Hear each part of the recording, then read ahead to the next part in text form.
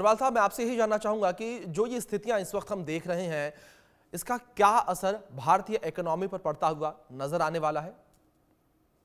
देखिए, जो ट्रम्प साहब ने शुरू किया है, जी टैरिफ वार शुरू किया है, डायरेक्ट और इनडायरेक्ट दोनों इफेक्ट तुरंत दिखाई पड़ रहे हैं। और जी उसी का असर है। फिर कई कंपनियां हैं जो अपने को एडजस्ट नहीं कर पा रही हैं, तो वो कंपनियां भी ज्यादा इसको लेकर के, जो ये शेयर मार्केट रिफ्लेक्ट कर रहा है, दो तरह की बातें रिफ्लेक्ट कर रहा है।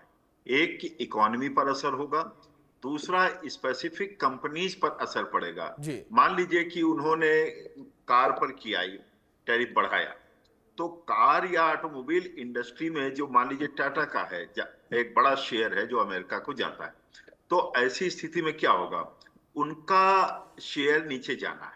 जी इसी प्रकार से और कंपनियों को, तो डबल इसमें आप देख सकते हैं इफेक्ट आपको देखने को मिलेगा। जी और जहां तक बात रही भारतीय अर्थव्यवस्था की, तो भारतीय अर्थव्यवस्था चीन की अर्थव्यवस्था नहीं है, पहले समझ जी लीजिए। जी भारतीय अर्थव्यवस्था यूरोप की अर्थव्यवस्था नहीं है। जी आज भारतीय अर्थव्यवस्था अपने मॉडल पर काफी हद तक आगे बढ़ चुका है। ये जो भी प्रॉब्लम है शॉर्ट रन है, और जो ग्लोबल इकोनॉमिक अनिश्चितता आ रही है, अनसर्टेनिटी आ रही है, उसका ये दुष्परिणाम है। फिर भी हमारे यहाँ मार्केट में आप देखें 3 से 4% की गिरावट है जी यहाँ पर। जबकि आप जापान में देखते हैं, कोरिया में देखते हैं, चाइना में देखते हैं, तो 8-8% की गिरावट आज है।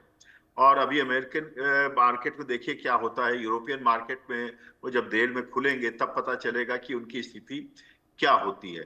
लेकिन उस हिसाब से आप देखते हैं तो भारत में जो गिरावट है, सेंसेक्स में आप देखते हैं या निफ्टी में देखते हैं, तो उतना ज्यादा नहीं हो रहा है। जी तो हम कह सकते हैं कि भारत की जो कैपेसिटी है इस टैरिफ वार को झेलने की, उसको फेस करने की, कंपेयरिंग अदर कंट्रीज, आप चाहे जापान को देखते हैं, चाइना को देखते हैं, यूरोप को देखते हैं, उनसे बेहतर हमारी स्थिति आज भी। जी ठीक है। हमारी स्थिति अन्य देशों से बेहतर, जिस तरीके से अग्रवाल साहब ने जिक्र किया। मैं मेहमानों का रुख करूंगा सर, मैं आपका रुख दोबारा करूंगा, लेकिन इस बीच एक खबर है उसका रुख कर लेते हैं। टैरिफ को लेकर अमेरिकी राष्ट्रपति डोनाल्ड ट्रंप का बयान सामने आया है। टैरिफ अमेरिका के लिए बहुत ही सुंदर चीज है, ट्रंप ने कहा है। ये वित्तीय घाटे का समाधान केवल टैरिफ के जरिए ही किया जा सकता है। चीन, यूरोपीय संघ समेत कई देशों के साथ वित्तीय घाटा, और वित्तीय घाटे को केवल टैरिफ के माध्यम से ही खत्म किया जा सकता है, हैंडल किया जा सकता है, ये कहा गया ट्रंप के द्वारा। अमेरिकी राष्ट्रपति डोनाल्ड ट्रंप का ये बयान सामने आया है, टैरिफ को लेकर उन्होंने बयान दिया है।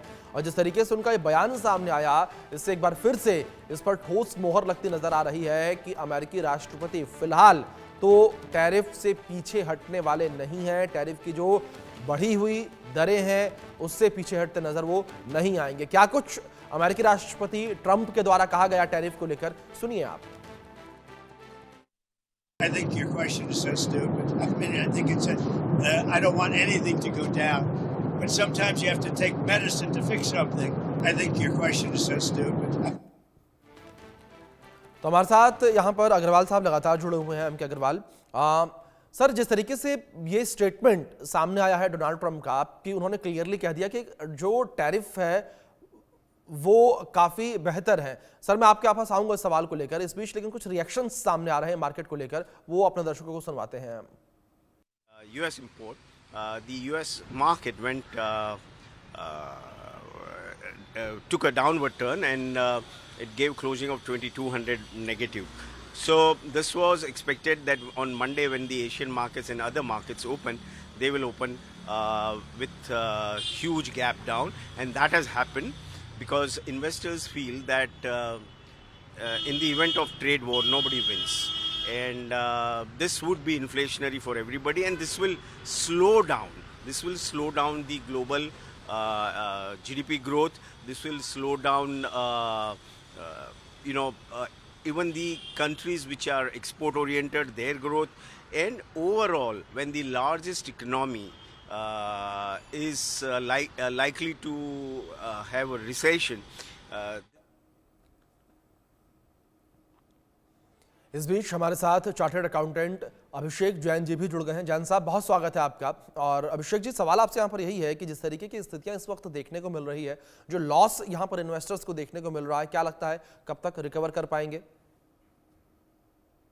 अभिषेक जी, जो ये ट्रेड वॉर है, अभी जी तो देखो अन पूरा का पूरा अनस्टेबल है, जी क्योंकि एक के बाद एक रिएक्शंस हैं सारे।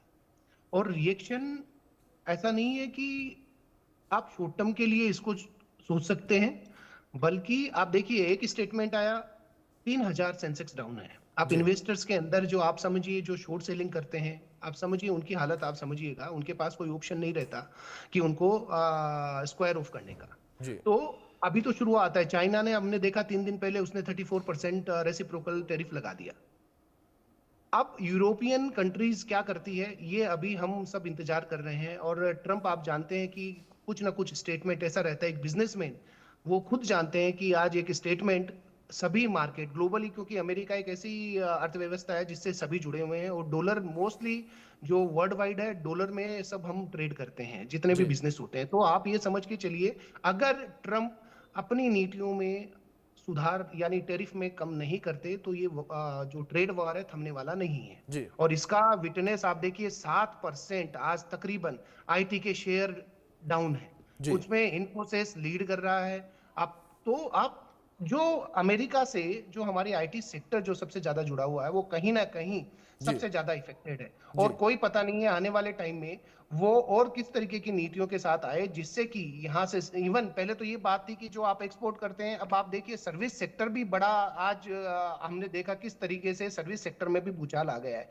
तो जी इन्वेस्टर अभी तो ऐसा है कि आप थोड़े दिन दूर रहें तो ज्यादा बढ़िया है, तकरीबन 1 महीने, नहीं अदरवाइज ये चीजें बड़े आपको लॉस में लेके जा सकती है। कुछ पता नहीं होता किस तरीके से मार्केट जा रहा है, क्योंकि हर एक का सेंटिमेंट्स जुड़ा हुआ है शेयर मार्केट से। जी